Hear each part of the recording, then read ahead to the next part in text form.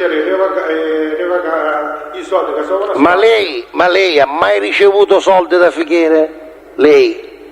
Ma io no, ma c'era anche Angelo Stabile, era la stessa cosa.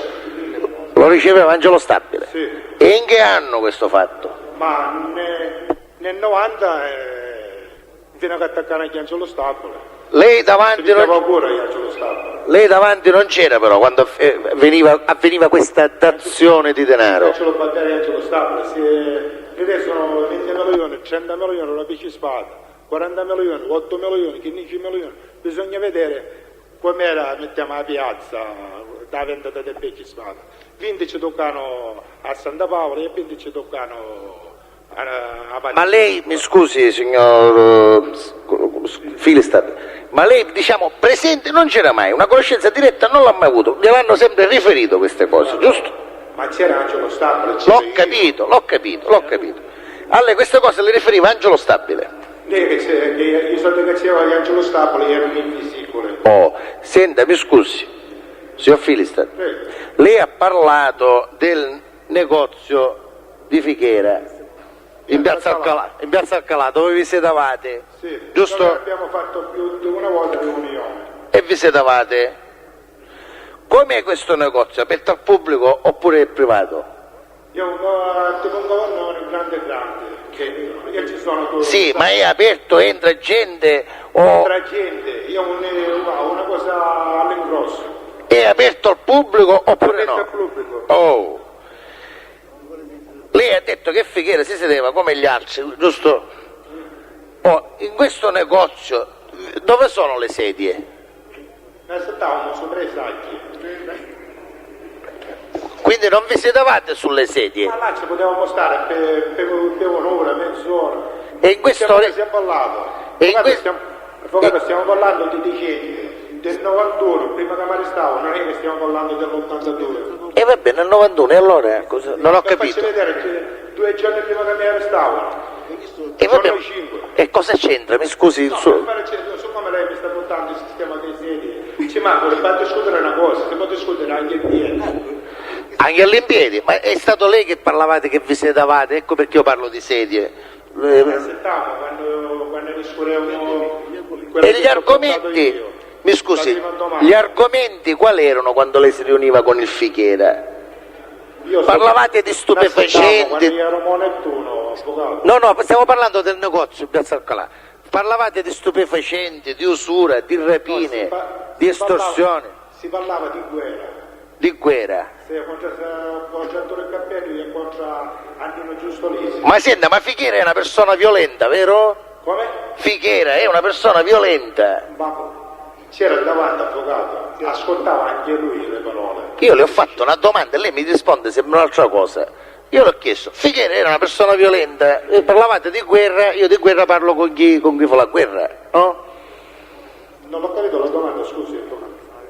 Parlavate di stupefacenti, sì, di cocaina, di eroina. Stiamo parlando con Fighere, si è parlato di cocaina, non si è parlato. Si è parlato con Fighere direttamente come c'è stato il fattore dei vecchi spari. Il fattore quando lui ha preso il telefono, la estorsione, il fattore quando c'è stato la guerra, per noi stessi c'è stata la spaccatura eternamente di accussati. Ma mi perdoni signor Filistad, ma lei personalmente con Fighere avete mai avuto un colloquio avente per oggetto fatti di criminalità? Con Fighere, io e Angelo Stabile, Rustico, ci siamo presi un caffè quando si è discusso. No, noi parlavamo nel magazzino in Piazza Alcalà, lasci perdere il Rustico. Se Fighere era un lavoratore, Calogero Campanella, non faceva ascoltare che si parlava di tu patti, che tu c'era una presenza, e noi altri che stammeniamo a guardare senza la nostra presenza. Io non ho capito, le chiedo perdono. Io devo dare la presenza, avvocato. Oramai era sfortunato io, perché mi conoscevano tutti che c'avevo questa guerra, ma l'appoggio della mano che mi davano, me la davano in Santa Paola. Quando vedevano... Ma Fighere cosa c'entra? Fighiera era davanti quando si è parlato di tutte queste parole. Allora lei vuole dire, vediamo se... che si stava parlando di un casciolo... Mi scusi, dobbiamo interpretare, mi sembra di aver capito che lei riferisce che Fighiera era un semplice uditore, non partecipava a queste conversazioni con lei di criminalità. Fighiera è uno che sente, ascolta, un ascoltatore. Ma avvocato, quando ci sono stato io... Guarda, io non lo so perché io non c'ero, quindi glielo sto chiedendo per cercare di farlo capire. Ci sto portando una parola, noi che ci sto dicendo che c'era lei. Lei deve raccontare quello che ha visto con i suoi occhi. Che i miei occhi, Fighiera, ha sentito tutte le parole che ci sono state da sia con Calogero Campanella che sia con Natale di Raimondo.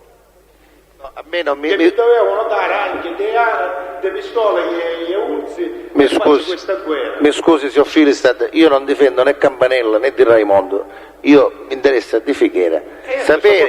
Sapere se fra lei e Fighiera vi erano discussioni, quindi significa che Fighiera parlava pure, non è che sentiva solamente, riguardante azioni di carattere criminale. Vi risponda o sì o no. Avvocato, ci ho detto, era davanti, o senteva, o parlava, era davanti, ha sentito tutte le parole che si sono dette, o non mi so spiegare.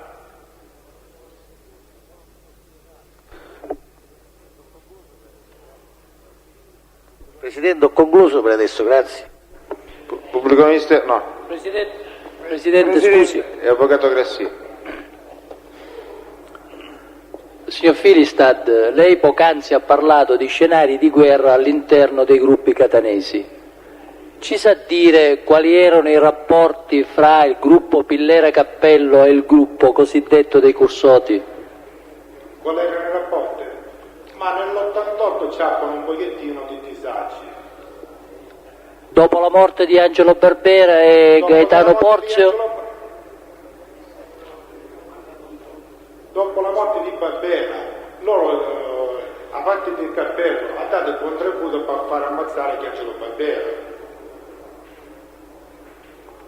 Sì, ma non le chiedo questo. Mi interessa sapere quali erano i rapporti fra il gruppo cosiddetto Cappello Pillera e il gruppo cosiddetto dei Cursoti. Buon rapporto ne erano di sicuro. In che senso? Se c'era di fare una cortesia, dopo discussione, si poteva chiudere, ma che c'erano buoni rapporti, perché c'era avuto sempre guerra. E in ultimo invece, dopo la morte di Barbera e di Porzio, quali sono stati i rapporti? C'è stato un mutamento oppure si sono Chiedo scusa avvocato, il fattore di Porzio è una cosa, il Barbera è un'altra cosa che è stato fatto da parte del gruppo di Cappello e di altri gruppi appartenenti sempre dei Cursoti stessi. Sì. A me non interessa sapere, lei lo ha detto, comunque non mi interessa sapere quali sono le causali che hanno portato alla morte di Barbera e di Porzio. Mi interessa sapere, dopo la morte di questi due esponenti dei Cursoti, i rapporti fra i Cursoti e il gruppo cosiddetto, se c'è, se esiste, se è vero che esiste, Pillera Cappello, quali erano? Chi c'erano disagi, perché c'era solo l'appoggio.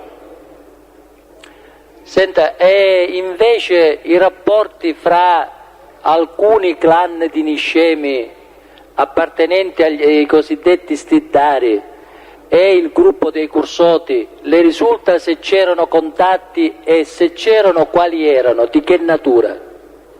Io non lo so di questi stiddari, io ci posso dire di quello che so. Lei è attualmente detenuto? Sì. È detenuto non mi interessa sapere dove, glielo anticipo. È detenuto in una struttura che ospita altri collaboranti? Ma non c'hanno niente che sbattere dei catanesi. Sì, ma io le ho chiesto se lei è detenuto in un'altra struttura, in una struttura che ospita altri collaboranti. Signor Presidente, posso rispondere a questa domanda? Ha risposto già, ha risposto ieri sera e ha risposto implicitamente, ha dato a tutte e due le domande. No, Presidente, non è... desidero sapere cosa vuol dire lui che non hanno niente a che spartire con i catanesi. Questo lo può precisare, a questo può rispondere. Può spiegare. Perché dove sono io non ci sono catanesi. È sicuro che non ci sono catanesi? Non lo so, può darsi che non ragiono più. Ma comunque ci sono altri collaboranti? Ci sono collaboranti delle sue specie, Di due specie che vuol dire? delle sue città. Ah, di sue specie. Ah, e un'altra cosa desideravo sapere. In occasione di suoi spostamenti per deporre in procedimenti, lei ha avuto modo di incontrare altri collaboranti? No, adesso Nessuno, neanche Scaravilli? a Scaravilla facciamo gli incontri insieme, il confronto, penso che è una cosa ovvia. E quindi lo ha incontrato? L'ho scontrato di fronte al Presidente. L'ha scontrato di fronte al Presidente, per me lo ha incontrato e siamo di diversa opinione.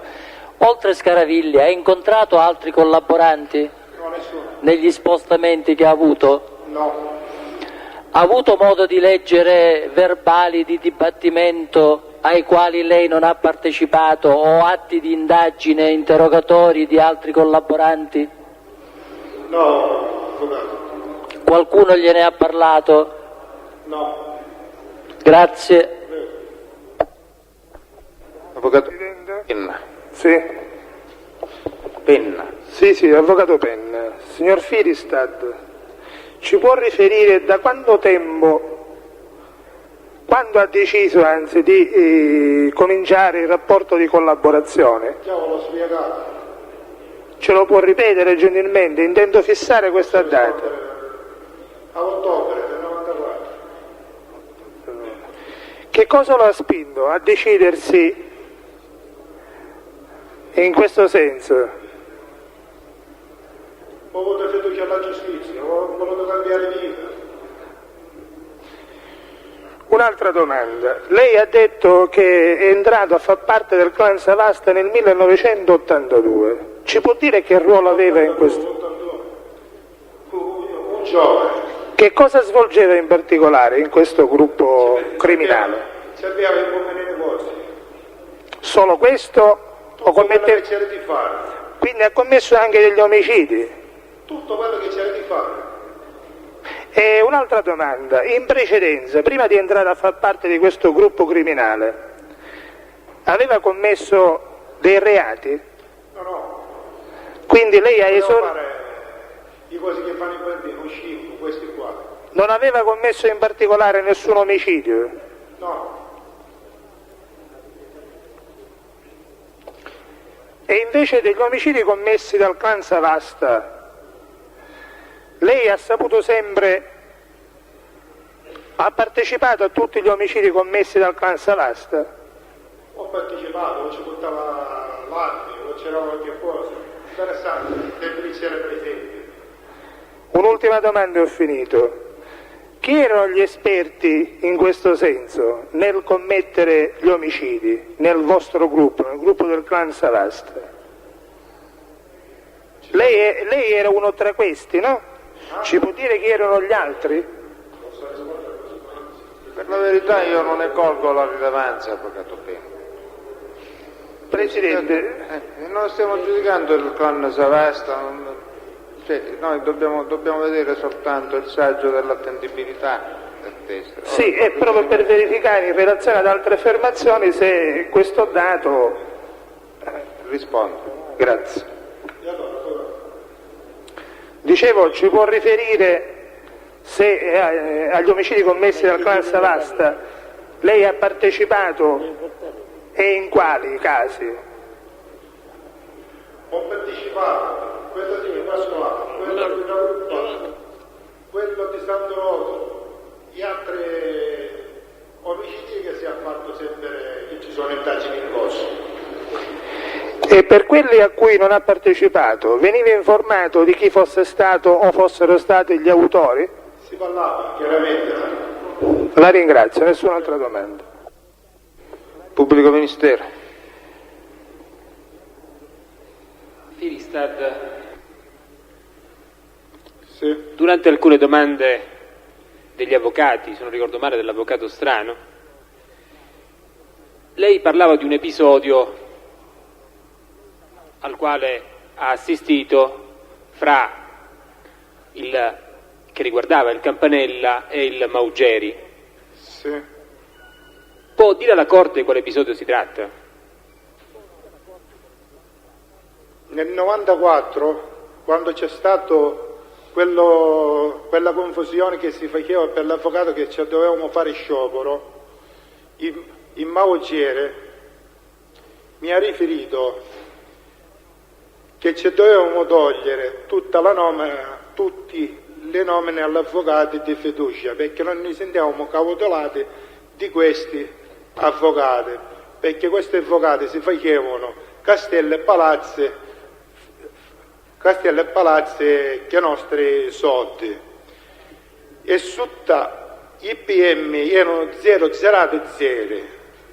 e PM erano 0 l'avvocato, non ci avevano valore su TPM. I PM erano 2,2 e non prendevano la cautela l'avvocato che potevano cautelare anche un detenuto innocente, ci facevano pigliare a carcerazione. E allora dice, prima facciamo così, questi Maugeri, prima ci leviamo tutta nomina, tutti questi avvocati, che Calogero Campanella lo sa, che è d'accordo, quando questi avvocati fanno sempre uso Dio, se ne piglia uno e sa bene l'aria, ogni cosa a suo tempo. Che vuol dire se ne piglia uno sa bene l'aria? Silenzio. Silenzio in aula. No, stia zitto lei. Signor Firistad, lei ha parlato del ristorante. Chiedo scusa, avvocato, posso precisare un'altra cosa? Dopo di questo, che mi sta raccontando questo episodio che si doveva fare, perché l'avvocato non eravano la chiarezza per nessun motivo di difesa, poi sta dicendo Maugeri, dice, e per quanto riguarda all'avvocato di figlie di buone donne, dice, noi che ci avessimo ammazzare, dice, i familiari, che sarebbe l'avvocato dei pentiti, dice, ci avessimo ammazzare un avvocato, da questo è l'altro avvocato, prima che fanno gesto di questo ci pensano 1000 volte di cautelare a questi pentiti, non da ammazzare i parenti dei pentiti, da ammazzare un avvocato, da questo non quando vinci l'avvocato si pigliano sta piega per difendere il collaboratore. Può dire l'epoca esatta di questo episodio, signor Firistad? Ma mi sembra nel periodo di maggio del 94, quando c'è stato questo disagio che ci avevano levato tutta nomina all'avvocato, che poi si ci levano questi nomini. Lei invece inizia la sua collaborazione in che epoca, signor Firistad? Ottobre del 94. Del 94. Ed era presente qualcun altro a questa discussione? Ma lui mi sta dicendo che Calogero lo sapeva bene, perché con Calogero loro si sentivano, perché Calogero era al primo piano a destra e a lui era al secondo piano, e anche ci cucinava, ci faceva da mangiare, perché nel 41 non si può mangiare, perché poi Nicola Maugeri 41 non c'è nave, c'è un 416 bis, ma è normale, che detenuto normale con 416 bis, e ci portava, ci calava una cotta da mangiare e anche notizie e quello che ci riguardava. E poi quando dovevano parlare nel passeggio, che loro pigliavano il passeggio del secondo piano, e tutte quelle del secondo piano e del primo piano, dalla data sempre do destro, si potevano vedere il cucchiaio con 41 perché c'era la specchiata e si potevano fare dei segnali. Lei in che cella era ristretto?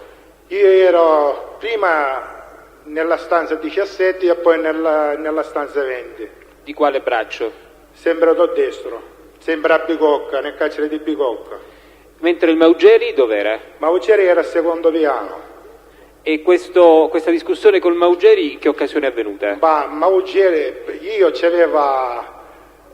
il divieto di incontro per mandato di cattura del processo dell'operazione di Pugliese Antonino, e lui si aveva il divieto di incontro dell'Ossa Maggiore, perciò c'era l'aria contata, quello che ci dovevamo fare mezz'ora d'aria, mezz'ora lui e mezz'ora. Questo giorno ci stiamo incontrando e poi parecchie volte ci siamo incontrati e stiamo parlando, dice tu risterisci Nicola Lofaro, la riscussione dell'avvocato, dice Nicola, ma c'è qualche cosa? Dice senti, c'è sto fattore, dice che facciamo lavorare tutta la nomina all'avvocato, perché questo avvocato non ne stiamo sentendo cautelati, perché si stanno fanno sopra le nostre spalle palazzi e castelli, dice e poi su TPM sono 0,080 quando i PM sono 2,2, perciò dice o fanno dice, una cosa come si deve, allora dice se prende cautela che se ne impiega uno nel muro, perché dice non è difendono dice nemmeno quando c'è dice magari uno che non c'entra niente nei processi, che prendono sempre le carcerazioni. Signor Firistad, lei ha parlato del ristorante La Siciliana, sì, dove si sarebbe recato, può indicare in quelle occasioni quello era Scaravilli, avvocato. Prosegue. Si è recato al ristorante La Siciliana. Può dire in quali occasioni si è recato presso quel ristorante? Ma scelte occasioni che ci sono state, che dovevano parlare di pesci spada, sia io, Angelo Barbera, e Angelo Stabile, Campanella e Aldo Iaccolani, che spatti c'erano un posto dentro la Siciliana ripattato, che era dentro uno stanzino, che c'era un tavolino, un tavolo per mangiare anche 6 persone. E si parlava per pesce spada, sopra del pesce spada si parlava di altre cose, di certi argomenti che si dovevano fare. Ha parlato lei anche di una partita di marijuana. Sì, questo è stato nel 91. Presidente, scusi, c'è opposizione a questo tipo di domande? Del PM queste domande le ha già poste. Se c'è da far richiarire alcune cose su cui siamo intervenuti i difensori, siamo d'accordo, ma non può fare ripetere le cose che ha già detto. Io qui prevengo un'obiezione. Cosa diversa è la domanda sullo stesso argomento fatto dal difensore in sede di controesame, perché quello serve a assaggiare la credibilità o meno del test. Ma chi ha chiesto l'esame... Mi scusi, cioè il pubblico ministero nell'ambito di questa domanda dovrebbe specificare la circostanza, perché altrimenti si riprende tutto il discorso. Riprendiamo l'esame, Presidente. Ha parlato di una partita di marijuana che doveva essere trattata, se mal non ricordo, la domanda era stata posta da un difensore durante il controesame, con il clan Santa Paola. Sì. E quindi chiedevo specificazioni in merito. Salvatore Vittorio, si aveva un coltivatore che aveva sede a Vittoria, che si chiama questo qua, De Pasquale Giovannino, e questo qua aveva queste serie che ci faceva quantitativi di centinaia di chili di marijuana per conto di Salvatore Vittorio. Il Calogero Campanella e Aldo Iaccolani sono venuti a conoscenza di questa marijuana e fosero un assaggio di Angelo Stabile e ci è piaciuto che ce lo dovevano portare nei certi paesi e si sono apportate per 100 kg a 1 milione a chilo. E questo riscontro è venuto all'acqua scivola da Praia nel 90. Abbiamo portato 100 kg di roba, io ci ho fatto la scorta di Angelo Stabile un 131, tutti i balli di 5 kg, e l'ha messo anche, ci ha tolto il seggiolino di dietro, il seggiolino di sotto dove si siede, e l'ha impostato sia nel cofano sia davanti.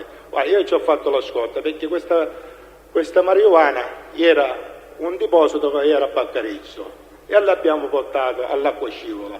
Il Campanella che c'era presente, c'era mi sembra un parente di Campanella con un fiorino, l'ha preso la roba e se l'ha messo tutta nel furgone e se n'è andato con questo furgone e con la roba.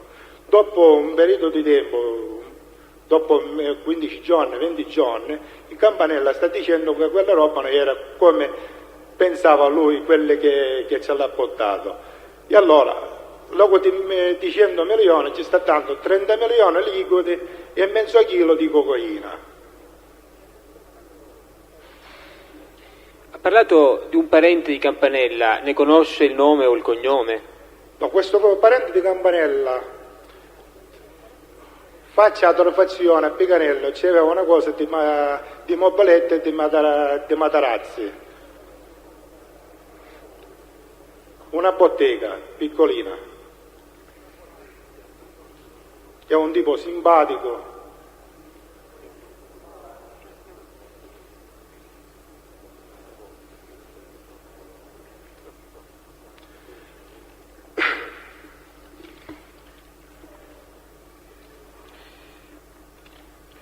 Signor Firistad, lei ha fatto riferimento in più occasioni alla guerra tra il gruppo Pillera e il gruppo Santa Paola nel 1982 e in più occasioni ha ripetuto che il gruppo Pillera era alleato con il gruppo della Savasta, col gruppo Laudani e col gruppo Sciuto contro il Santa anche Paola. Pontina, c'era. E anche Pontina. Le risulta se in epoca successiva il gruppo dei Laudani ha avuto contrasti col gruppo Pillera? Il gruppo Laudani? Sì, nel 90. Nel 90. Lei sa quando per l'ultima volta è stato arrestato Turi Pillera? Salvatore Pillera? L'ultima volta che è stato arrestato mi sembra nel 90. Nel 90. Rispetto a questi due eventi che lei ha collocato nel tempo, cioè l'arresto di Salvatore Pillera nel 90 e la guerra tra Laudani e Pillera iniziata nel 90, la circostanza che lei ha riferito a proposito della frattura tra Cappello e Pillera e la adesione di Viola Francesco al gruppo o comunque alla squadra di Stano Stellario, ecco, con riferimento a queste date, l'episodio di Viola Francesco che aderisce alla squadra di Strano Stellario, quando si colloca? Stellario? Strano, figlio Vesso, Nino Ecco, Strano. sì. Siccome voglio dire, lei ha riferito che il Viola ad un certo punto c'è stato un contrasto tra il gruppo, tra Pillera e Cappello e il Viola si è avvicinato a figlio Perso. Ecco. Ma... Le chiedo, questo fatto che riguarda Viola è avvenuto prima o dopo la guerra con i Laudani? mi sembra... o comunque prima o dopo l'arresto di Pillera? Se non faccio errore mi sembra prima. E quindi secondo lei il contrasto tra Pillera e Cappello, se il contrasto c'è stato, è avvenuto prima che Pillera venisse arrestato per l'ultima volta? Dottore, mi scusi. Sì. Perché ho fatto un pochettino di... Riteniamo però, scusi Presidente, riteniamo ininfluente questo tipo di... Dottore Bertone, mi lasci dire, ma perché io può essere che sia io in errore, per carità, però credo di avere il diritto e il dovere di esprimere le mie opinioni nella funzione che svolgo. Uno scandaglio riferito a vicende che appartengono a un gruppo... diciamo che peraltro ha avuto già un processo, ci sono anche sentenze definitive, credo che non dovrebbe interessare questo processo, soprattutto con tale analiticità di domande e di specificazioni. Che lei possa fare domande che possono riguardare questo presunto scontro, guerra, io lo capisco, ma lo scandaglio specifico rispetto rispetto a posizioni interne ad altri presunti gruppi o gruppi effettivi, visto che ci sono sentenze definitive, mi sembra che non dovrebbe trovare ingresso in questo momento, in questo processo. Ecco, la domanda o le domande che il pubblico ministero ha fatto con riferimento a questo episodio sono direttamente connesse, se lei ha avuto, come sicuramente ha fatto, attenzione al controesame di uno dei difensori. C'è stata una domanda che riguardava proprio Viola e il momento in cui il Viola, a dire del Filistad, si sarebbe avvicinato a Nino Strano Stellari. Quindi credo che sia legittimo. Lei adesso stava chiedendo i rapporti o lo scontro fra Pillera e Cappello, dico io su questa domanda, infatti su Viola, su cosa non ho aperto bocca, su questa domanda però mi pare che sia... Ma avvocato, si tratta proprio di questo, si tratta di ricostruire quella determinata epoca storica, si tratta di capire il momento in cui il Viola, e la domanda sul Viola non l'ho fatta io, ma l'ha fatta in sede di controesame uno dei difensori, si sarebbe avvicinato comunque il contrasto tra le è parti. una circostanza che attiene ad una domanda in sede di controesame e ad un personaggio che è chiamato a deporre come imputato.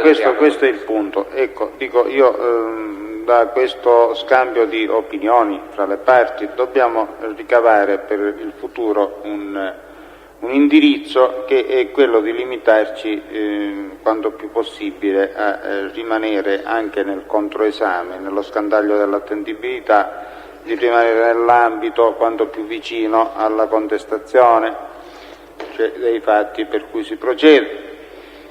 Poiché però il discorso qui è stato tirato fuori appunto, come dice il pubblico ministero, in sede di controesame, e c'è anche un riscontro di attendibilità in ordine ad altre dichiarazioni di altri collaboranti, a questo punto sono costretto a seguire la via che è stata sin qui tracciata. Quindi se il pubblico ministero vuole ripetere la domanda può procedere.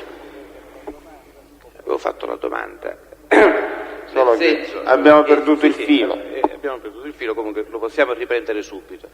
Chiedevo al Filistad, che peraltro stava rispondendo, la opposizione legittima del difensore ha avuto anche legittimamente da parte sua l'effetto di bloccare involontariamente la risposta dell'imputato di reato connesso. Chiedevo al Filistad se l'episodio del presunto avvicinamento di Pillera a Nino Figuperso è stato precedente o successivo alla carcerazione di Pillera. Avvocato, mi Che sembra... Signor Presidente, le chiedo scusa, su questa domanda il test ha già risposto, su questa domanda.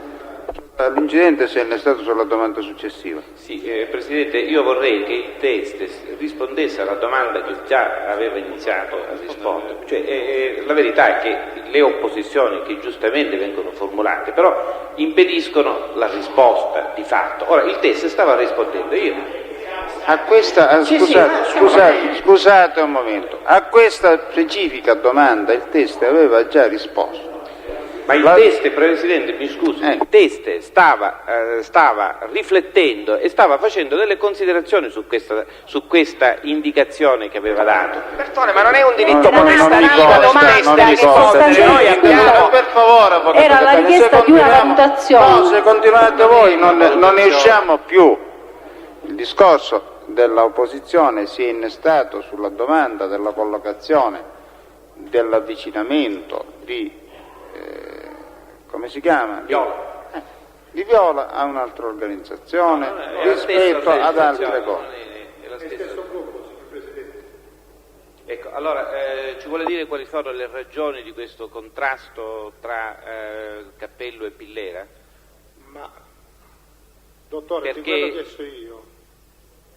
quello che so io, nel 90 quando c'è stato l'arresto di Pillera, Turi Cappello si è messo tutte nelle sue mani, che già di prima ci ha fatti scappi a Turi Pillera, perciò figlio Pesso era da parte di Pillera, perciò si era fatto un gruppo.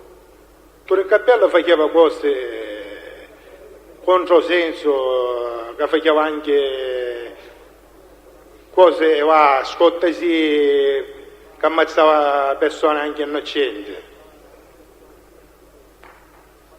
E quindi, quello che so io. E quando faceva queste cose Pillera dov'era? Pillera l'avevano arrestato, poi prezzo che c'è stato. In quale anno? Nel 90. Le risulta, a proposito del mercato ittico, del caso, scusi? A proposito del mercato ittico, sì. Le risulta che i gruppi criminali che si contentevano il mercato ittico di Catania svolgessero la stessa attività in altri mercati ittici? Anche chi Trezza, Torre Cappello e Viola e il fratello di Torre Cappello c'avevano un bungolotto, una piazzola dove vendevano dei pesci. E il gruppo della Savasta? Il gruppo della Savasta c'era sempre Pippo Arappato. Pippo Arappato? Vasta. Dov'era? Pippo Vasta? C'aveva il posto là, anche chi Trezza. Ad Acitrezza. Circa il rapporto di parentela tra Paolo Fichera e Alfio Fichera, che rapporto c'era di parentela? Ma erano parenti, zio e nipote. Zio e nipote. Questo glielo dico perché non ricordo bene, ma mi è sembrato che in un momento sia stato detto che era il figlio, quindi può darsi che ricordo male. C'è il figlio oggi non lo so, se andate tante, oggi ha preso il posto il figlio che si chiama Alfio Fichera anche. Ma è un altro Alfio Fichera, quindi? Un altro Alfio Fichera, non stiamo parlando di quello che c'è qua. Quello che c'è qua lo sa descrivere fisicamente Filistad? Sì, un tipo giusto, bassetto, lo conosco abbastanza bene. Qualche particolare ce lo sa dire? Ma un tipo macro, 1,64 1,65 m. Ha qualcosa di particolari, altri ne ricorda? No, questo non me lo ricordo.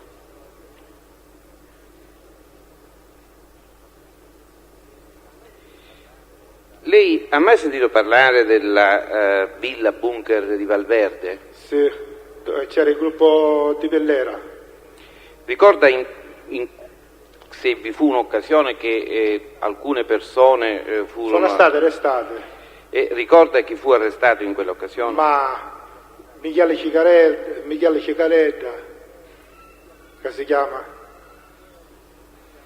Vinci Guerra, Michele Cicaletta, Vinci Guerra, poi Nino Strano, parecchie persone, dottore. Ricorda se il Viola è tra le persone Il Viola arrestate? c'era anche. Ricorda cosa fu trovato in quell'occasione? Parecchie armi da fuoco. Ricorda l'anno più o meno in cui questo episodio si è verificato? No, l'anno no.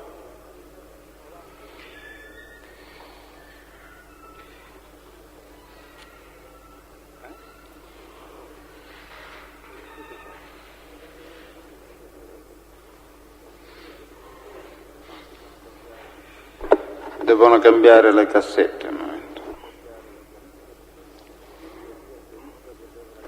Presidente, visto che devono cambiare le cassette e che quindi non ho interesse a che il mio intervento sia immortalato, esaurita la escussione dibattimentale di Filistad, la Corte ritiene che si sia finito questa sera? Non ci sarebbe da... Non lo so, io chiedo. Penso che... Il PM doveva fare solo una richiesta poi alla fine, Presidente. Sì, non c'è altro. La difesa, Presidente. Sì, farete le vostre richieste, certo. Per Filistad sì, certo. Crede che stiamo finendo. Siamo al di là dei campagne e delle speranze, Presidente. Avvocato, il pubblico ministero sta per finire. Signor signori, mancano ancora per l'esattezza 10 minuti a quello che personalmente ritengo che deve essere l'orario di un'udienza per cui si muove tutta questa gente, insomma. Le 4 ore. Firista, posso, Presidente? Sì.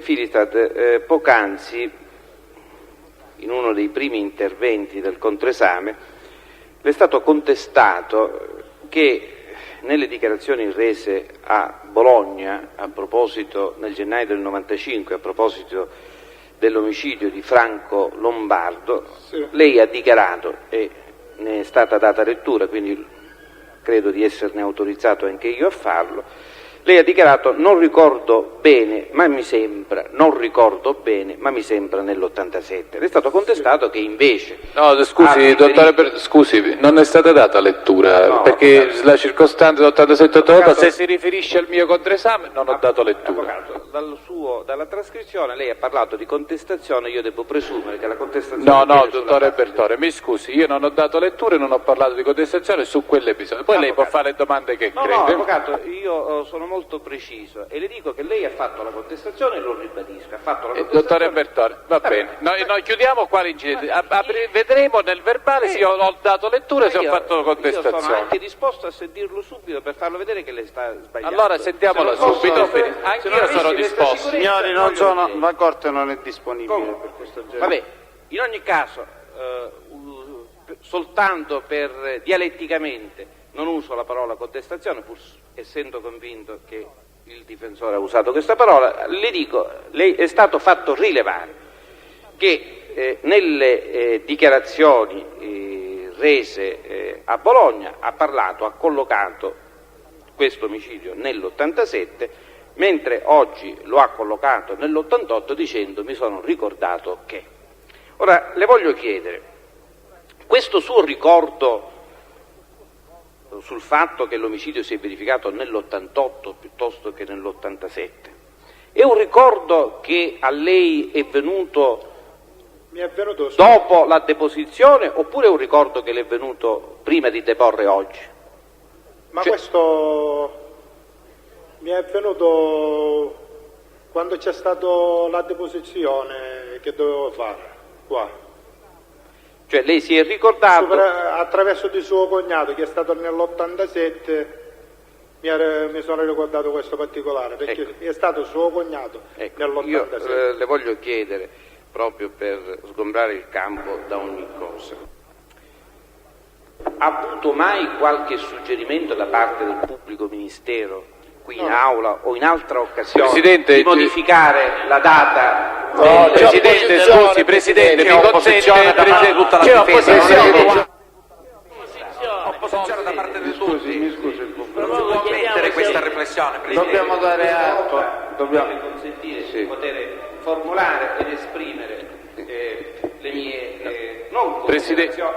Avvocato, mi fa finire, non mi ha fatto finire, mi deve dare tempo di esprimere il senso di questa domanda. Non c'è dubbio che gli avvocati o l'avvocato è stato autorizzato a formulare una domanda se su questo episodio era stato interrogato dal pubblico ministero. Il teste ha risposto nel modo in cui ha risposto. Si è detto se era stato interrogato sul gruppo Santa Paola e il teste ha risposto che era stato interrogato sul gruppo della Savasta. Si è fatta una contestazione che il teste avrebbe dichiarato di essere stato interrogato sul gruppo Santa Paola, mentre in effetti non lo è stato. Credo che sia legittimo a questo punto al pubblico ministero formulare una domanda precisa, posto che il tema è stato introdotto dalla difesa. Quindi io credo che sia legittimo che il pubblico ministero, sul cui operato, bene o male, si formulano delle ipotesi, perché altrimenti la domanda non ci si può dire ipocritamente che la domanda è stata formulata per valutare l'attendibilità del teste. La domanda è stata formulata per vedere se qualcheduno, chi esso sia, abbia suggerito una risposta o abbia stimolato un ricordo. Credo che sia legittimo a questo punto al pubblico ministero formulare una domanda nel senso di precisare se questo suo ricordo è stato sollecitato da un pubblico ministero, da un ufficiale di polizia giudiziaria, da chi che sia venuto per conto del pubblico ministero. Allora, Presidente, scusi. No, ascoltate, quali che siano i motivi dell'opposizione delle parti, stia zitto! Ritengo che alla stregua delle risposte che ha dato l'imputato di reato connesso alle sollecitazioni in ordine a questo ricordo, questa domanda non abbia più nessun rilievo. Presidente, e pertanto io accetto la sua risposta, devo dire però che il teste ha risposto soltanto sul fatto se era stato interrogato. Io sto formulando una domanda diversa. Se la risposta gli è stata suggerita, se qualcuno gli ha suggerito di modificare la data dall'87 all'88. Presidente, mi dà la parola. Avanti, avvocato Lipo. Presidente, brevissimamente, anche per chiarire le posizioni contrapposte. Il fatto che ci siano robuste contrapposizioni è un fatto fisiologico e naturale del processo. Voi, Presidente, dovete garantire che non veniamo alle mani e che non ci insultiamo. Ma le contrapposizioni fanno bene alla giustizia. Però nessuno di noi, io parlo per me, ma penso che di parlare anche a nome degli altri, nessuno di noi ha mai messo in dubbio la lealtà del pubblico ministero. Quindi respingiamo questo tipo di domanda. Ma per questa motivazione, signor Presidente, noi abbiamo ruoli effettivamente decisamente contrapposti, ma nessuno di noi si è permesso in quest'Aula, io credo, di mettere in dubbio la lealtà e l'onestà del pubblico ministero, il che però non significa che non siamo in totale dissenso su tutto il processo. Però lealtà e onestà da entrambe le parti. Io ci tengo a sottolineare e chiedo che questa mia dichiarazione venga messa a verbale. È già a verbale. Presidente, mi consente di parlare? Sono l'avvocato Strano. Bene. Allora, siccome l'intervento del pubblico ministero evidentemente era diretto a questo difensore, io credo di avere diritto a replicare. Intanto non accetto che mi si dica che io parlo ipocritamente o che faccio delle ipotesi ipocrite. Questo è prego di non usare questi termini. Ma vorrei chiarire, signor Presidente, che il senso delle mie domande non era quello che ha inteso il pubblico ministero. A questo punto credo che la mia interpretazione sia necessaria al fine di svelenire un incidente che non aveva motivo di esistere in base alle mie domande. Le mie domande erano tese a sapere, primo, inizialmente, se il Filistad avesse riletto i propri verbali. Secondo, volevo sapere, ai fini della sua credibilità e non alla fine della credibilità dell'Istituto Giustizia, che poi quello è un discorso che ci porterebbe via parecchio tempo, chiedevo di sapere se l'aveva ricordato soltanto ora, sempre con riferimento alla prima ipotesi che avevo fatto, e perché non l'aveva fatto nelle altre occasioni. Nessuno aveva avanzato ipotesi su suggerimenti del pubblico ministero, è stata un'interpretazione del pubblico ministero che può benissimo fare, ma credo che per i toni usati io avessi diritto e dovere addirittura di fare questa replica. Possiamo considerare chiuso l'incidente? Sì, Presidente. Bene. E allora, se il pubblico ministero... Sì. Signor Filistad, lei... Avvocato Strano, veda se il suo l'imputato Sant'Paolo chiedeva di fare una dichiarazione. In questo momento no. Va bene.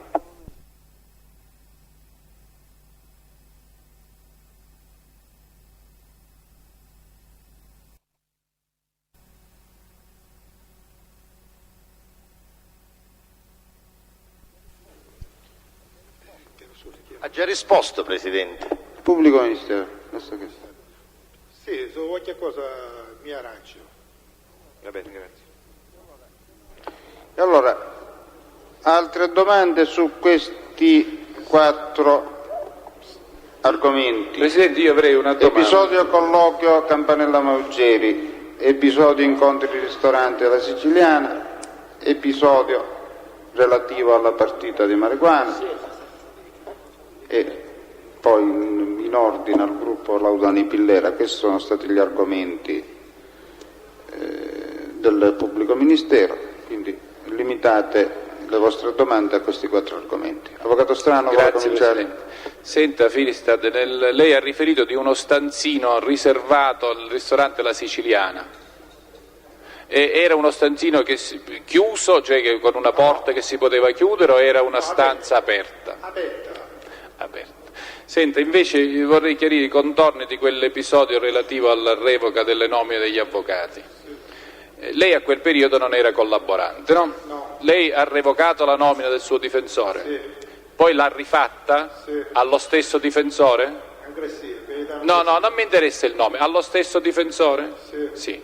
Le risulta che tutti gli altri abbiano rifatto la nomina in un periodo e tutti allo difensore che avevano precedentemente? O non le risulta? Io ci ho messo la nomina perché mi aggiuvava l'avvocato, perché era sotto in fase di appello, perciò c'è per mettere per forza l'avvocato. Vabbè, che era lo stesso di prima. Ora io dico, lei sa se intanto sono stati revocati gli avvocati in massa? Sì. Lei sa se sono stati rinominati gli avvocati? Poi c'era ammesso un'altra volta la nomina. Va bene, grazie. Posso, Presidente? Sì, Avvocato Attanasio. Signor Firistad, lei ha parlato di una partita di 100 kg di marijuana, vero? Sì. Non ho capito bene se così non è stato molto chiaro, anche per le ragioni che ho detto più avanti. Cos'era coltivata in Sicilia? Vittoria. A Vittoria. E quindi lei ha accompagnato questo carico, mi ha detto. Questo carico è stato stabilito a Vaccarizzo. No, voglio dire, lei mi pare che lo ha accompagnato, sì. Ho fatto la scontaggio, lo Stato. Mi vuole dire in che cosa era costituito? Cos'erano? Foglie secche, inflorescenze secche, rami, panetti? Fiori di marijuana secchi, prissati di una pressa, una balle di carta di 5 kg ciascuno. E con quale mezzo lo avete portato? 132. Non lo so cos'era un camioncino? 132 è una macchina Fiat. 100 kg. Le posso chiedere se era cannabis indica sativa femmina oppure no? Ma come ha detto lui era mescata, era sia femmina e sia maschio. Ho capito. E quella della cannabis sativa maschia cosa se ne facevano? Accendevano il fuoco? Ma come questo lo sta portando lui. Per me mi risulta che era tutta femmina, perché come ha detto il coltivatore non ce n'erano problemi. No, lei l'ha detto che era maschio. No? Lei si rende conto, le chiedo scusa. Scusi, avvocato. No, scusa, io le faccio io le domande, le chiedo scusa. Dal momento che erano 100 kg in panetti da 5 kg ed erano foglie o inflorescenze, sulla 132 lei si rende conto qual è, o almeno se me lo volesse dire, qual è in metri cubi, non in centimetri cubi, quanto spazio ci vuole per portare 100 kg? No, glielo sto chiedendo, se lo vuole spiegare alla Corte. Ogni palla veniva prissata e veniva così, 5 kg, veniva tutta prissata e poi attaccata con carta bella dall'accio e sono 20 balle. Era stabilita sia nei sedili di dietro che sedili di dietro non c'era, sia nei portabagagli del 132 che è il grande e sia nei sedili davanti. Ed è in grado di dare la misura di ogni balla? No, Presidente, voi chiedete, quindi era sul sedile posteriore anche? Sì. Quindi praticamente da Vittoria a Catania è a vista? No, non ci siamo capiti. No, non si è capito. Non è che portava vino, oppure zucchine. La roba è stata stabilita a Vaccarizzo. Noi con 132 l'abbiamo portata all'acqua scivola. Sì. No, di Vittoria la portavano con foconcino, perché non ne portavano 100 kg, ne portavano 300 kg, 200 kg. Va bene, quindi da Vaccarizzo a Catania sul retro della macchina. Sì, io che ci facevo la scorta. Sì, ho capito, grazie. Grazie. Se c'erano pattuglie io ce l'ho fissato. Presidente, posso? Avvocato Pogliese, Filistad, una sola domanda e una sola risposta. Come mai lei di questo episodio di cui le ha chiesto ora a contraesame l'avvocato Attanasio dei 100 kg di droga ha parlato soltanto stasera e non il 2 febbraio quando lungamente fu interrogato da parte di tutti su tanti episodi e su tanti argomenti? Scusi, avvocato, vuole chiarire il 2 febbraio quando? Lo scorso 2 febbraio, quando venne sentito venerdì scorso. Non ha parlato affatto di queste... per nulla, perché stasera diciamo? Chiedo scusa, io ho precisato con Presidente, ci volevo chiedere al Presidente quando ho fatto la deposizione, ci ho chiesto al Presidente posso dire una cosa, io non ci ho avuto l'occasione perché c'è stato un claus. Va bene, altra domanda. In che anno è avvenuto questo episodio? Ma poco più di una parecchio anni fa, 3-4 giorni fa. Che vuol dire? Di quale anno? Di ora. Scusi avvocato, a quale episodio si riferisce? L'episodio della droga di cui ha parlato. Io ho detto questa consegna, questo trasporto, in quale anno e in quale periodo dell'anno è avvenuto, se è avvenuto? È avvenuto nel 90, con gli occhi miei. In quale periodo? Periodo stagione. Stagione cosa vuol dire? 4 sono le stagioni. In quale mese più o meno? Il mese c'era in Elizabeth. Che periodo? Giugno.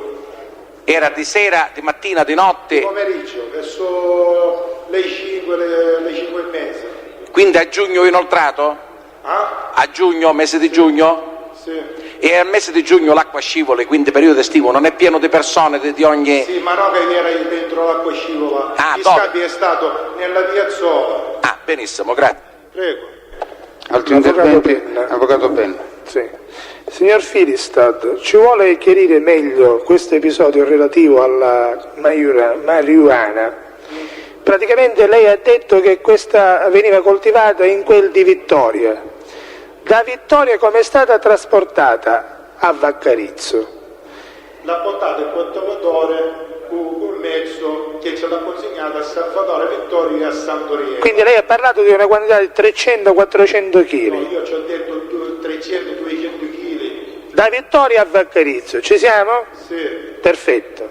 Da Vaccarizzo all'acquascivolo lei sostiene che è stata trasportata 100 kg su una 132 Fiat. Sì. Ci sa dire di chi era questa macchina, di chi fosse il proprietario? Il proprietario ero io, la macchina era azzurra, io l'ho comprata a Fiat.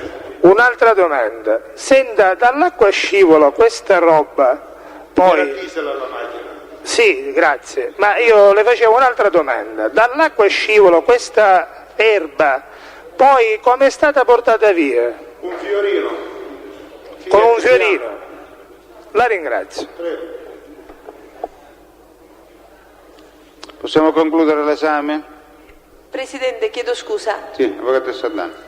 Solo qualche domanda. Signor Filistad, ritornando all'episodio della revoca delle nomine degli avvocati, lei è a sua conoscenza che questa iniziativa partì dall'istituto di Bicocca oppure erano coinvolti anche altri istituti? No, a Bicocca. Solo Bicocca? Quello che so io, le nomine ce l'hanno fatto da Bicocca, poi dell'altro istituto non ce lo so dire. Non era quindi non è a sua conoscenza se era un fenomeno diffuso, era solo un problema di Bicocca? Io quello che ho sentito ho riferito qua.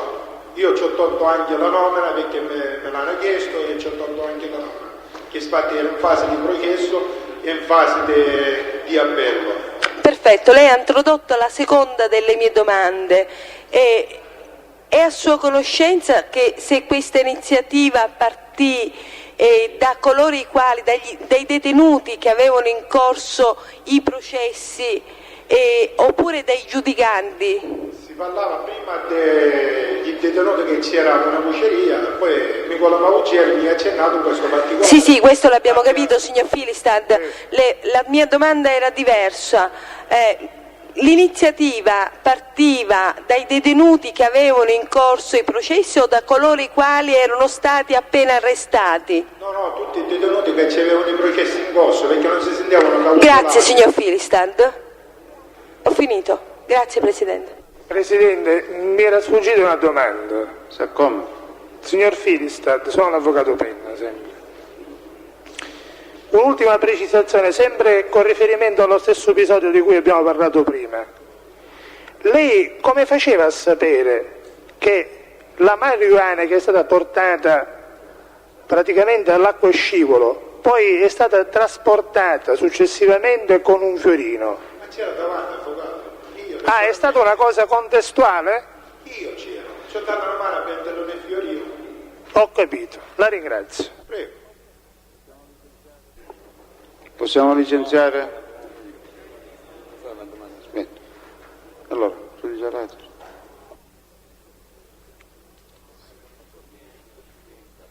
La scorsa udienza e questa udienza ha parlato di un controllo da parte delle famiglie malavitose del mercato ittico. Ecco, dovrebbe precisare in cosa consisteva questo controllo. Ha detto che è un controllo, aspetti, dal quale si ricavavano anche molti soldi.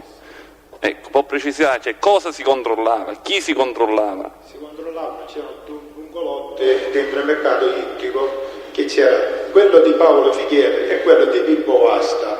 Quello di Pippo Vasta era particolare, da famiglia da Savasta, come ci spato vendevano per conto suo, e ho ricavato, sospettavano sia parte Pugli di Sant'Antonino e sia una parte a squarcia di Pugli di Sant'Antonino.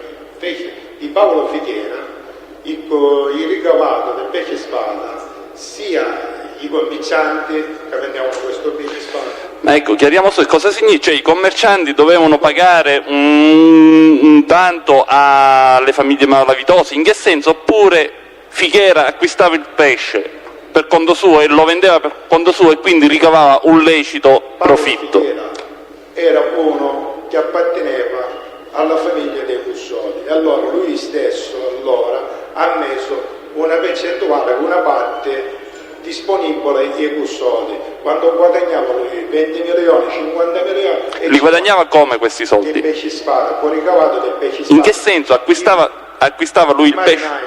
I marinai, ecco, cosa faceva? Il pesce spada ci vendevano a Paolo Fighiera. E questa è una cosa del tutto... Ci vendevano a 8.000, a 7.000 lo stabiliva lui quando si doveva cattare il pesce. E lui, i commercianti di casa pesci, ci passava, prendeva 8.000 e ci passava a chi che si dice male e più il viso, le cose, ci venivano i pesci spada, a pescatore a 4 male, a 5 male, non ci veniva più a 8 male e tutto quello era tutto ricavato netto e facevano quando erano quelli che vendevano i pesci 7 avanti e mettiamo un po' gruppo che ci dovevano dare anche la parte. Sì, ma lei dovrebbe chiarire se c'era, perché a questo punto io non vedo, come dire, attività illecite. C'è qualcuno che compra il pesce e poi lo vende per ottenere un prezzo maggiorato e mi sembra una cosa del tutto lecita. Ma dove consisteva appunto questo? Erano obbligati a portarci il pesce. Erano obbligati? Sì, perché i pescatori magari che volevano buttare una ciabanna erano sottomessi a loro perché loro c'eravano l'isca, c'erano i cose, quasi ci facevano prestiti, c'eravano percentuali, erano sottomessi a mettiamo a Paolo Fighiera, a Peppo Rappato, e allora o ci buttavano o si andavano i vecchi a fondo.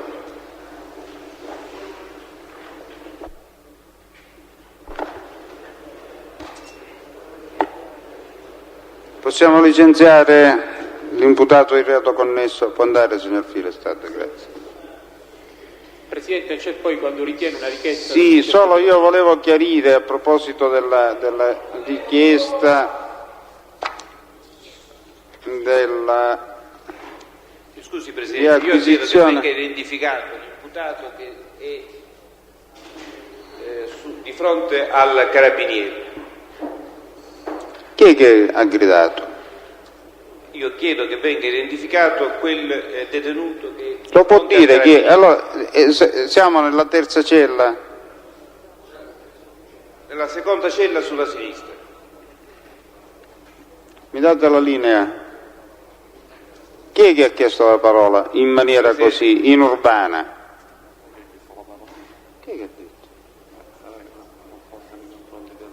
Presidente, io ho chiesto che venga identificato il... Si proceda, io ho sentito, io ho chiesto la parola, per questo non mi sono curato di... Che venga identificato il secondo detenuto della seconda cella sulla sinistra.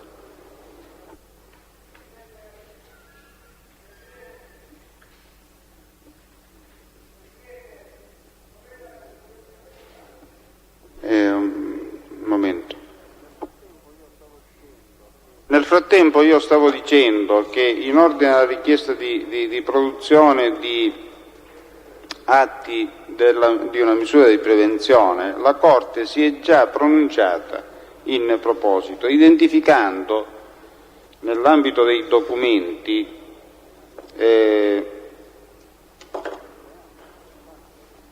enucleando, cioè nell'ambito dei documenti in generale, quelli che sono i verbali di prove di altri procedimenti, assimilando il procedimento di prevenzione a un procedimento penale per la forma giurisdizionale in cui si svolge e annettendo rilevanza appunto a quei verbali che riguardano la formazione della prova. Quindi ci si muoverebbe nell'ambito dell'esposizione dell'articolo 238,1 del Codice di procedura penale, per la eccezione che è stata fatta sulla tempestività, e ci atteniamo alla dichiarazione del pubblico ministero e pertanto si deve annettere alla stessa una richiesta di restituzione del termine che la Corte non ha difficoltà ad assegnare, naturalmente assegnando termine alla controparte per tutte le attività difensive che vuole intende riconnettere alla produzione. Per questi motivi la Corte ammette gli atti del fascicolo di prevenzione contro come si chiama? Spampinato Giuseppe, quando si tratti di verbali di prove assunte nel contraddittorio fra le parti, non anche l'atto terminativo, perché esprime un giudizio che alla Corte non interessa, insomma. Signor Presidente, il pubblico ministero doveva fare una precisazione, perché poc'anzi all'inizio dell'udienza, aveva erroneamente affermato di non aver chiesto l'esame dell'imputato Spampinato Giuseppe. In effetti non era così, perché all'udienza del 26 ottobre 1995, allorché fu fatta richiesta dei mezzi di prova, così si legge nel relativo verbale. Si insiste infine nella richiesta di esame di tutti i testi indicati delle parti offese e degli imputati di reato connesso collegati indicati in lista, nonché degli imputati di questo processo, anche di quelli la cui posizione è stata stralciata, avendo gli stessi patteggiato la pena, nonché nell'acquisizione degli atti, eccetera. Quindi il pubblico ministero chiede che venga acquisito per intero e l'uno e l'altro verbale interrogatorio reso da Spampinato Giuseppe davanti al pubblico ministero, davanti al giudice per le indagini preliminari, già depositato e facente parte del procedimento 2971/93. Presidente, scusi, questo è il verbale della indicazione di mezzi di prova. Se il nominativo di Spampinato Giuseppe si trova nella lista testi ritualmente depositata, la mia opposizione viene revocata. Se il verbale non si trova invece nella lista testi, ritengo che la indicazione da pura e semplice nella fase della indicazione dei mezzi di prova non sani l'assenza del nominativo nella lista testi, che deve essere ritualmente depositata nei termini che la Corte conosce meglio di me. Ma c'è stata opposizione, avvocato? Prego? tema dell'ammissibilità delle prove si discute nell'udienza, nella fase delle attività preliminari. Non risulta che ci sia stata opposizione da parte della difesa ad un'indicazione che si vuole oggi affermare essere generica. Dottore Bertone, certo che era generico, non è stato indicato Spampinato Giuseppe, se non era nella lista testi. Sono stati indicati tutti gli imputati di reato connesso di questo procedimento la cui posizione sia stata bene, allora siccome è sicuramente una ammissione di mezzi di prova che la Corte non poteva fare, ne chiedo la revoca se viene intesa in questo senso, che deve essere indicata nella lista testi, lei lo sa meglio di me. Comunque i verbali interrogatorio fanno parte dei verbali dell'udienza avanti al Tribunale di sorveglianza per le misure di prevenzione e quindi il discorso va a ridondare anche sotto quell'altro aspetto. Solo una parte, lei ne ha prodotti tre, dottore Marino, mi scusi, sono tre. Uno mi pare il terzo, allegato come terzo è probabilmente quello dinanzi al Tribunale perché è manoscritto, gli altri due mi pare di no. Ha confermato e ha fatto proprio i suoi verbali interrogatorio avanti al Tribunale per le misure di prevenzione il signor Spampinato, quindi in ogni caso fanno parte di quei verbali. Presidente, la Corte si pronunci. No, la Corte naturalmente si aggiorna. Diciamo, Presidente, scusi, Presidente, mi scusi. Chiedo scusa, scusi Presidente, credo che la prossima udienza di Orsa Maggiore 1, quello che stiamo trattando, sarà a Torino. Possiamo sapere dai pubblici ministeri se ci sono variazioni rispetto al programma che è stato indicato? Rispetto a quale programma? Cioè i collaboranti di Torino. Ecco, non ci sono variazioni, c'è forse la possibilità di sentire anche Buscetta, quindi lo potete inserire tra le persone che potrebbero essere sentite tra il 15 e il 16 di febbraio. Presidente, mi consente? Gli altri sono confermati, quindi restano confermati. Si chiede, allora a questo punto sentiamo. Si chiede, Presidente, una richiesta che ho chiuso. 30 secondi. Posso? Avvocato, lei è così lontano, io guardo qua davanti. Mi perdono. Posso? Allora. Certo. Si chiede la citazione come testi di riferimento del proprietario del ristorante Il Rustico, Giovanni Carozzo, e del signor Filistad Pietro, fratello del Filistad di poco fa. Poi ci sarebbe... Lo dire, avvocato. Mi scusi, a quale titolo di Filistad Pietro? Per confermare... Che cosa? Scusa un attimo. Per riferire circa il rapporto di conoscenza che c'era tra la famiglia Filistad e il signor Figuera Alfio, che non era quella che ha raccontato adesso il collaborante. Ma dico, non è che è un test indotto, fino adesso abbiamo sentito testi indotti o testi di riferimento. Filistad di suo fratello per riferire fatti non ha dato nessuna indicazione, quindi è una cosa ex novo di cui sta parlando lei, quindi non è formalmente né un test per il proprietario del Rustico, scusate. Nessun problema. Dottore Bertone, non ci formalizziamo, è per raggiungere la verità. Ma noi la verità la vogliamo raggiungere. Il problema è che la non opposizione del pubblico ministero. No, il problema è che il collaborante secondo me ha detto delle cose inesatte in riferimento a questo specifico. Stante la non opposizione del pubblico ministero, la Corte ammette la testimonianza del proprietario del Rustico, che lei potrà citare poi insieme a tutti i testi a discolpa. C'è un'ultima cosa riguarda la richiesta di escussione del Filistad fratello Pietro, su questo poi l'avvocato farà la cortesia di ritornare quando ci occuperemo di tutte le richieste istruttorie. Un'ultima cosa, il signor Figuera Alfio aveva desiderio di fare delle dichiarazioni spontanee, ma vista l'ora tarda, per rispetto della Corte, lo farà la prossima volta, va bene? La linea alla quarta cabina, sì. No, ancora non sentiamo. Vuole venire qua? E allora la scorta accompagni qui l'imputato. Presidente, frattanto c'era anche una richiesta nostra in relazione a quel verbale di confronto a cui abbiamo fatto più spesso riferimento, abbiamo fatto più volte riferimento fra Filistad e Scaravilli. Ne chiediamo l'acquisizione al solo fine di valutare l'attendibilità dei due collaboranti. È il verbale del 15/3, mi pare 95, il processo innanzi alla Corte d'Assise di Catania. Se la Corte ci autorizza lo produrremmo per estratto nella parte in cui fa riferimento al confronto fra Filistat e Scaravino. Scusi, in quale processo è stato fatto questo confronto? Pegaso. Cioè, credo che sia Corte d'Assise, seconda sezione, Presidente Curasì. Sì, Presidente. Sì. È udienza del 15 o 16 marzo 95.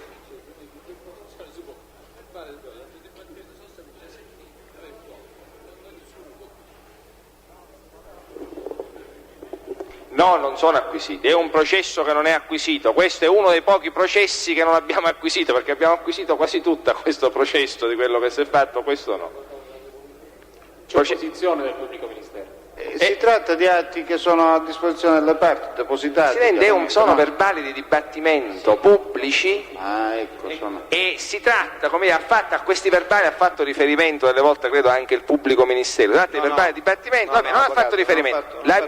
Io lo dico soltanto, visto che peraltro entrambi gli imputati hanno fatto riferimento a questo specifico confronto, di poterlo produrre. Hanno fatto riferimento, avvocato. A vostra domanda. A nostra domanda, certo, e per carità. Io voglio dire. No, è perché è importante il fatto che voi avete posto domande su questo confronto, significa che voi eravate ben informati dell'esistenza di questo verbale e avreste potuto e dovuto indicare nella lista testi depositata anche l'acquisizione di questi verbali. Il fatto che avete fatto la domanda significa che voi avevate la possibilità tempestivamente di chiederne l'ammissione. Scusi, dottore Bertone, io a quel processo non ho partecipato, ho appreso dell'esistenza di questo confronto da altro difensore presente, ne ho preso conoscenza soltanto ieri e quindi invoco il 493 dicendo che non sono stato in tempo di fare una deduzione tempestiva. Perché io certamente, devo dire che per tutta verità, ho partecipato in quel processo nelle prime battute, dopodiché ho rinunziato io alle difese che avevo e certamente si potrà accertare in qualsiasi momento che non sono mai stato difensore, non lo ero certamente all'epoca del 15 marzo 95 e ripeto che ho appreso l'esistenza di questo confronto soltanto ieri.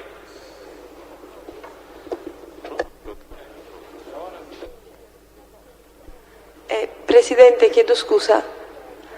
Presidente, faccio riserva di eventuale produzione documentale atta a dimostrare che la revoca delle nomine non fu un'iniziativa di Bicocca come asserito dal signor Filistad, bensì un'iniziativa a ben più ampia diffusione e quant'altro possa essere utile a chiarire questa vicenda.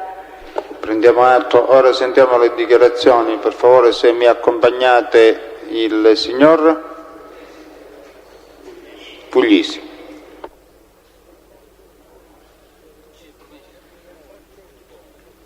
Presidente, nel frattempo, come ordine dei lavori, Presidente, nel frattempo, quindi giovedì, domani c'è Orsa 3 e poi questo processo viene rinviato a Torino direttamente a lunedì prossimo, sarebbe giorno 12 febbraio a ore 9 presso l'aula B annessa al carcere delle Vallette. Quindi ci vediamo domani pomeriggio Ci vediamo domani pomeriggio per l'altro processo, sì.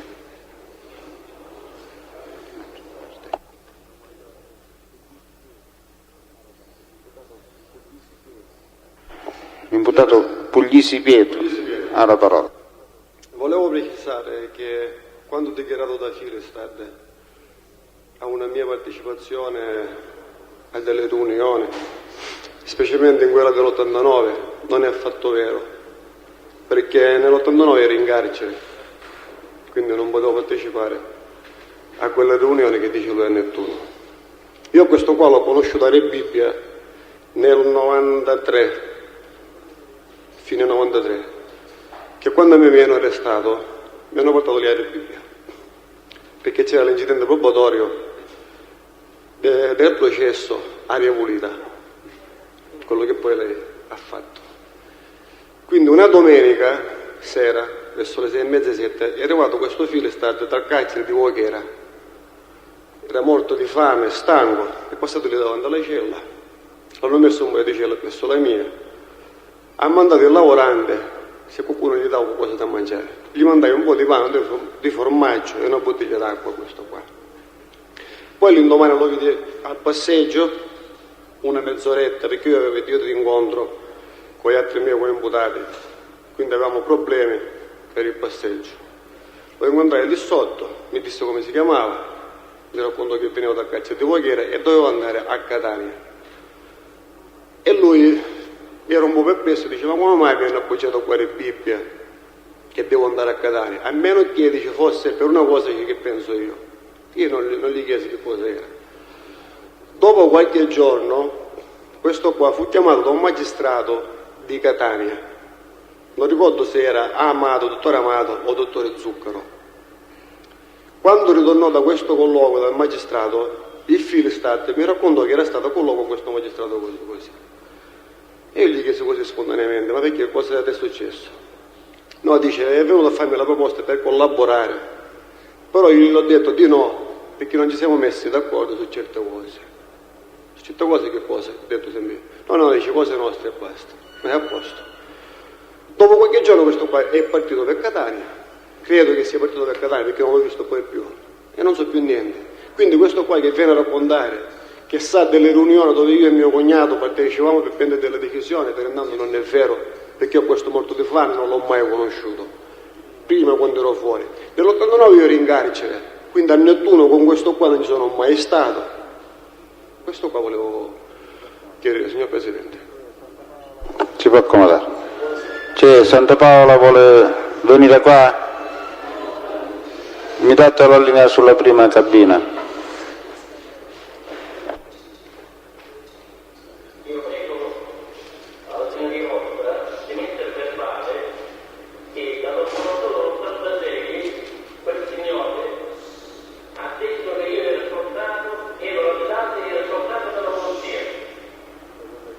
Questo è già verbale, tutto quello che ho dichiarato è verbale.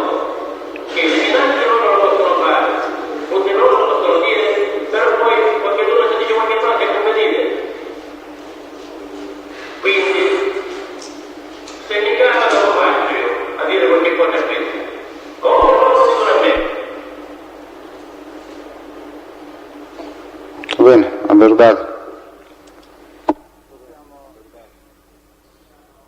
Possiamo rinviare l'udienza, possiamo rinviare il processo, non c'è altro.